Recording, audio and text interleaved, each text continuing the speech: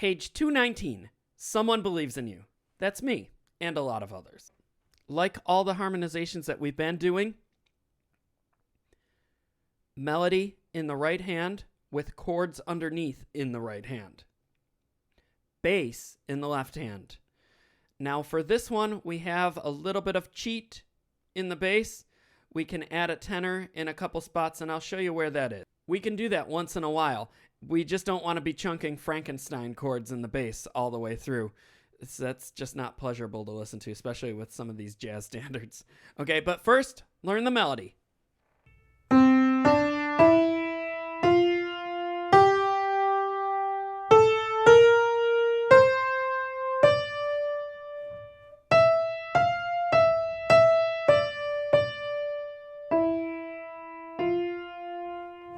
Okay, and the fingering will be different once you add the chords, but you need to get the melody into you physically, just so that you know what you're listening for.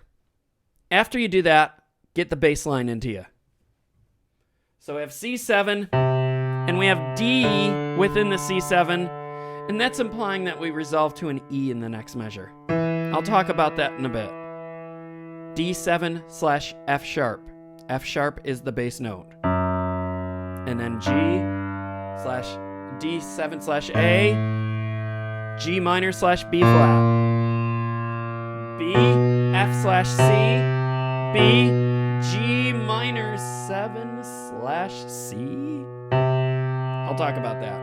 C7, flat 9, and F. Now that final F, you could just hold as a whole note. You don't have to keep restriking it for every chord. You may, but you don't have to. Okay, so once you get that down, get both of those parts aligned.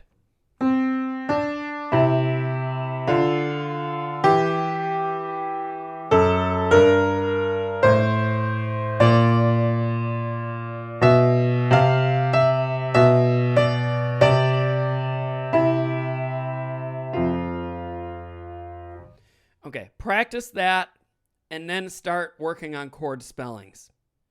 Okay, now that you have the melody and bass aligned, we're going to start putting chords together. Now you'll notice in the first measure that we got some offbeats. We're going to ignore that for right now, just in the best interest of lining up all the chord spelling and for better placement in practicing. So we have C7. There's your C7. Now the bass and the melody are implying pass-through, so it's still C7, but here's our accent and passing tones to resolve in the next measure. So get that down.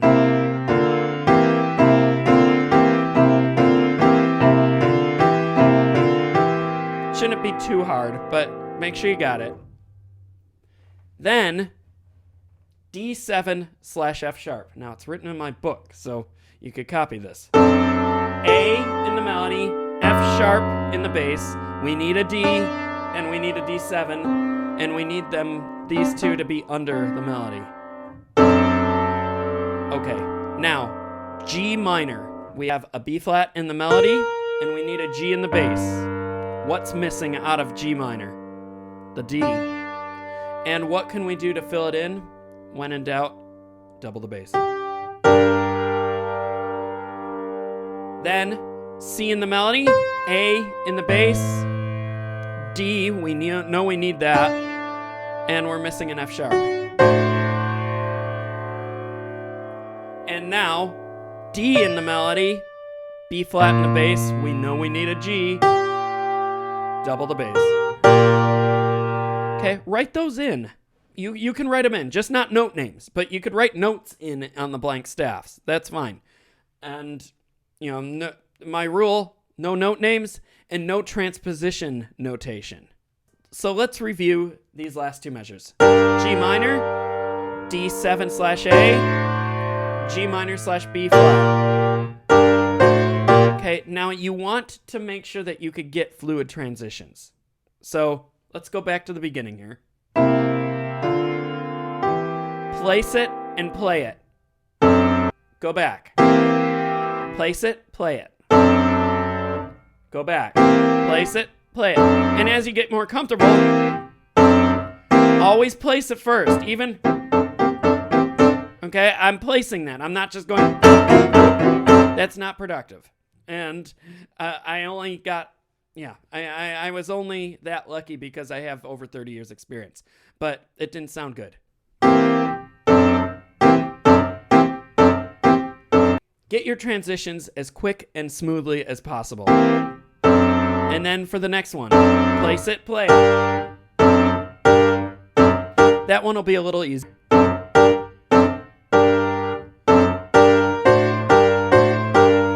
This one won't be as easy, but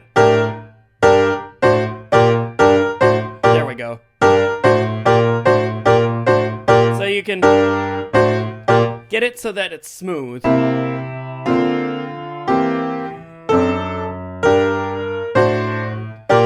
Yes, that's out of rhythmic context, but it's smooth.